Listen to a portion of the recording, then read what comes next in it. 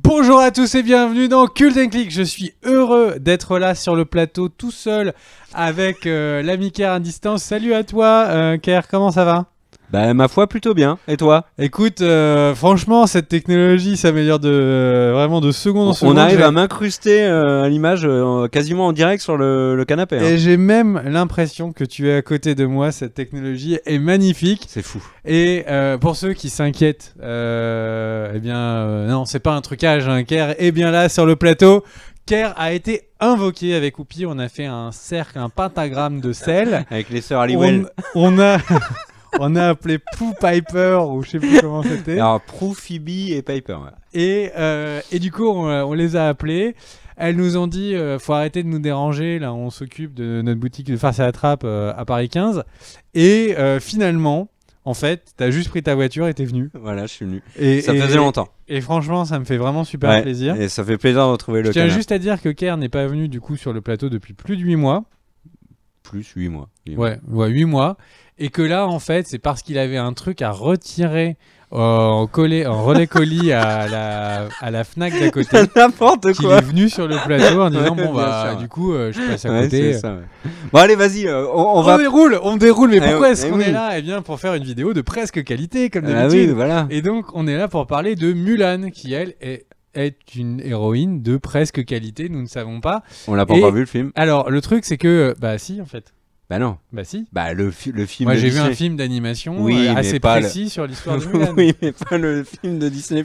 Et du coup Disney+, eh bien Disney s'est dit oh il y a peut-être du bise à faire. Ils se sont dit C'est plus compliqué que ça. il y a peut-être du bise, il y a peut-être des choses à faire. Mulan était un film qui était dans la tourmente avant même le Covid. Hein. Il y avait beaucoup de sujets. Mais bref, Ker nous a préparé un dossier complet. Il a pu interviewer à peu près personne, mais il s'est vraiment renseigné. J'ai interviewé personne. Du coup, Ker, quelles sont les informations sur Mulan? Alors Mulan, initialement, ça devait sortir en mars, mais avec le Covid, le film, du coup, a été repoussé. Tu peux réexpliquer ce qu'est le Covid? Non.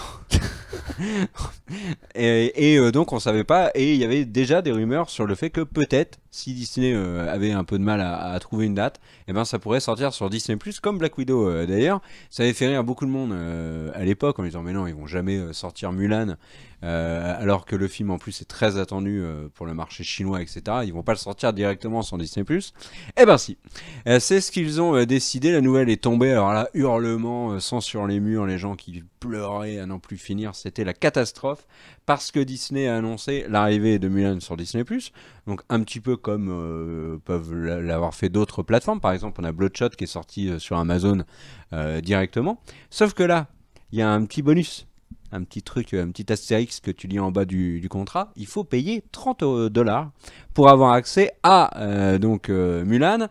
Mais attention, c'est un Mulan qui sera disponible en streaming, mais aussi en téléchargement pour toute la famille, pour tout le temps, en HDR, UHD et audio Dolby, donc Dolby Atmos et compagnie. Mais attention, il y a une petite subtilité qui explique que au moment de l'annonce, ça a fait polémique aux États-Unis, mais ça a fait surtout polémique en France, et pas pour les mêmes raisons. Pourquoi? Parce que Mulan sort sur Disney+ aux États-Unis, mais il va sortir au cinéma également aux États-Unis, dans les salles qu'ils voudront bien le diffuser. C'est pareil dans tous les autres pays, sauf en France, qui est coincé avec la chronologie des médias. Si un film sort en salle en France, il doit attendre 32 mois pour sortir sur une plateforme de streaming comme Disney+.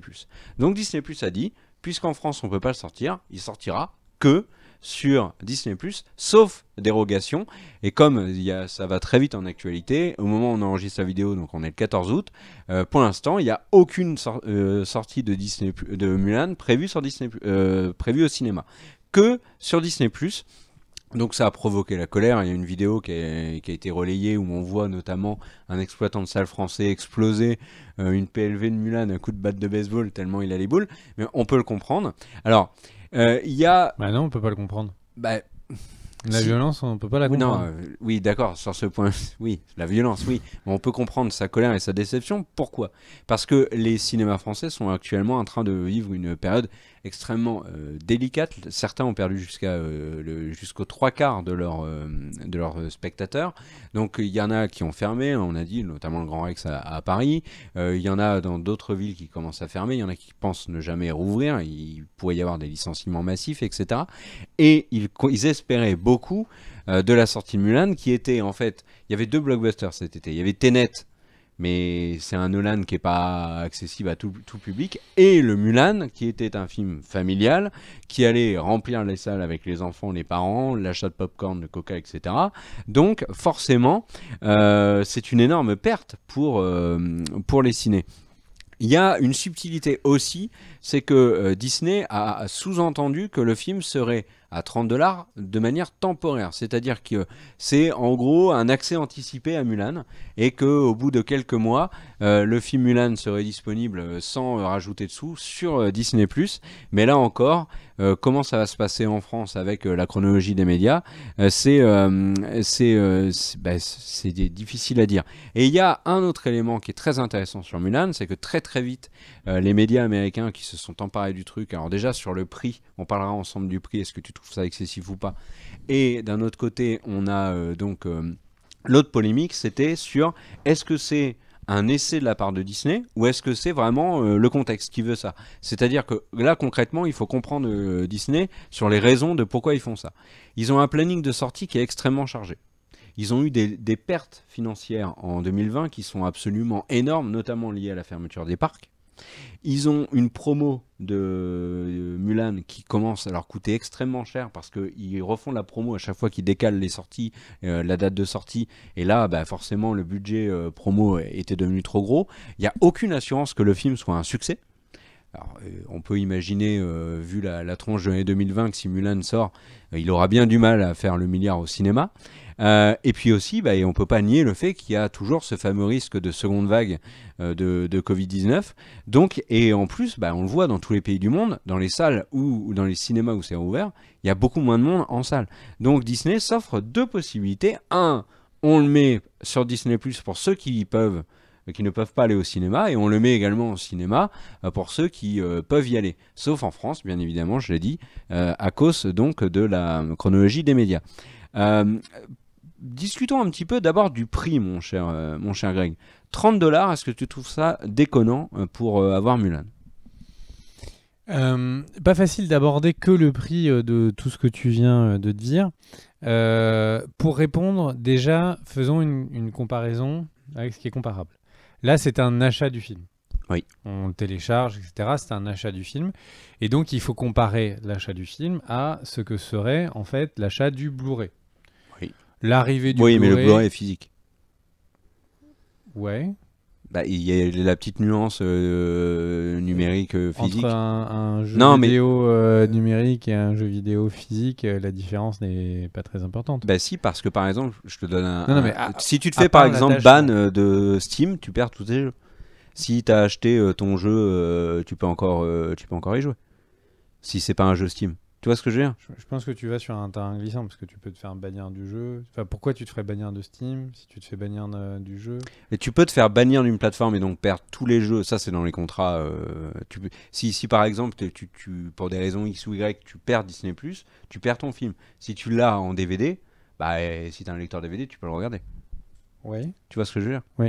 Donc, Et donc, en gros, si on compare les choses, donc admettons qu'on compare au Blu-ray au physique, bon, pour toi, il y a une différence entre un jeu physique et un jeu dématérialisé. Mais je vois où tu vas. Le truc, c'est que, du coup, Amazon, par exemple, fait de la vente de films dématérialisés, pour vraiment comparer la VOD. De la VOD à de la VOD. Et les prix sont très, très, très variables en fonction de la qualité, parce que c'est HD ou 4K. Et les prix sont globalement, entre les petits films et les gros films, entre 15 et 25 $ versus 30 $. Là, je vais comparer en dollars. Ce qui veut dire que pour les trucs les plus attendus ou les plus chers, il y a 5 $ de plus pour Mulan. Donc, est-ce que j'achète mes Blu-ray à ce prix-là ? La réponse est non. J'achète mes Blu-ray souvent longtemps après, je profite des promos et je suis plutôt aux alentours des 10-12 €, même pour les Marvel, même pour les trucs. Les seuls moments où je paye plus cher, c'est quand c'est une collector, steelbook, etc., vraiment que j'attends. Mais globalement, donc c'est sûr qu'il faut voir en fait, qui paye quoi. Et puis dans un monde où tout est en téléchargement sur Netflix, sur Amazon, c'est vrai que les gens ont peut-être moins l'habitude de mettre la main à la poche. Donc déjà, le 30$ n'est pas si choquant que ça quand on compare à ce que ça peut... Il a fait hurler tout le monde.